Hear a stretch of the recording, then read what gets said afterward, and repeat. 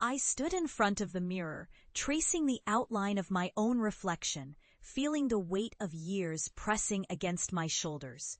The bright colors of my paint-splattered shirt felt as foreign as the dreams I once dared to dream. It was almost laughable. How could anyone think that painting would lead me anywhere? To my family, it was just a whimsical hobby, an embarrassing phase. "You'll regret this, you know," my father had said, shaking his head in disappointment. "You'll never make it as a painter. You're wasting your life." Those words echoed through my mind like a haunting melody. Each time they replayed, they dripped with the venom of scorn, an unyielding reminder of the rejection I had faced. It was a cold winter evening when I finally reached my breaking point. I had brought home my latest canvas, a vibrant splash of color that I had poured my heart into, only to have it met with snickers and rolled eyes. "Why don't you paint us something useful?" My mother sneered, her voice dripping with derision. I could feel my heart shatter, piece by piece, under the weight of their laughter. That night, I packed my bags, determination coursing through my veins. I wasn't going to be a family disappointment anymore. I was going to prove them wrong. I left my hometown with nothing but my sketchbook, a handful of paintbrushes, and a fire ignited by rejection. I took to the streets of the city, soaking in every color and every story.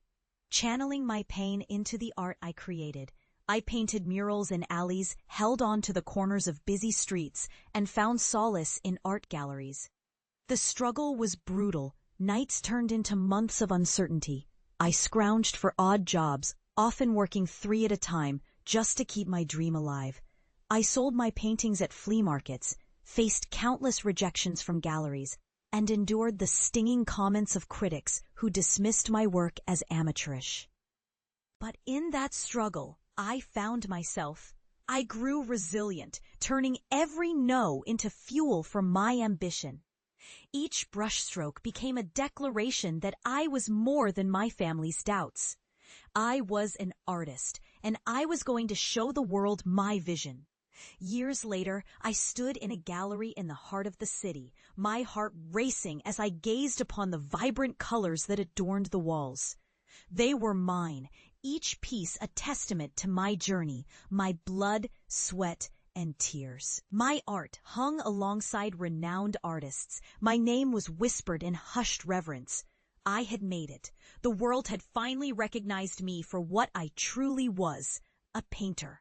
But it was time to return home, to confront the very people who had once mocked my dreams. I could almost hear their laughter as I drove back to that familiar street.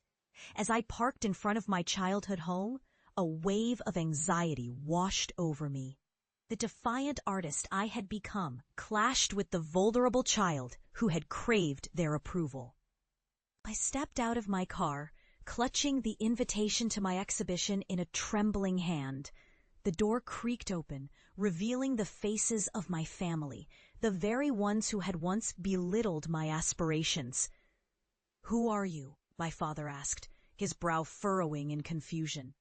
I could see the flicker of recognition in his eyes, and it ignited something deep inside me. "I'm your child," I replied, my voice steady despite the storm of emotions swirling within.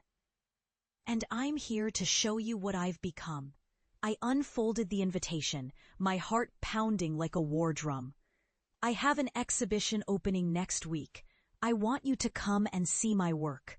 Their faces were a mixture of disbelief and shame. My mother's eyes widened, her mouth opening in a silent gasp, while my father's expression hardened. "We don't need to see your foolishness," he spat. But I pressed on, fueled by a newfound strength. "You called it foolishness. You thought I'd fail. But here I am, standing before you as someone you never believed I could be." The silence hung thick in the air, an unbreakable tension as they absorbed the weight of my words. I took a step forward, the conviction in my heart radiating outward. "I didn't do it for you, but maybe I hoped you'd see the value in what I've achieved." Their faces shifted, a kaleidoscope of emotions, regret, confusion, and perhaps a glimmer of pride. I could feel the walls they had built around themselves beginning to crumble, brick by brick. "Do you want to see my work?" I asked, my voice softer now, almost. As they each stepped closer, the atmosphere shifted, the mocking laughter replaced by an unspoken acknowledgement. "I'm proud of you," my father finally said, his voice a low rumble. It was the first time he had ever admitted it, and the weight of those words swept over me like a warm embrace. In that quiet moment of reconciliation, I understood that my path had always been mine to walk. I had fought against the tide of doubt to become who I was meant to be.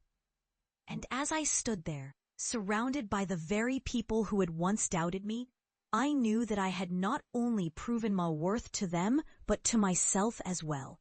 This was my moment of triumph, a powerful return that echoed the strength of my journey. I was not just an artist, I was a testament to resilience, and I had finally come home.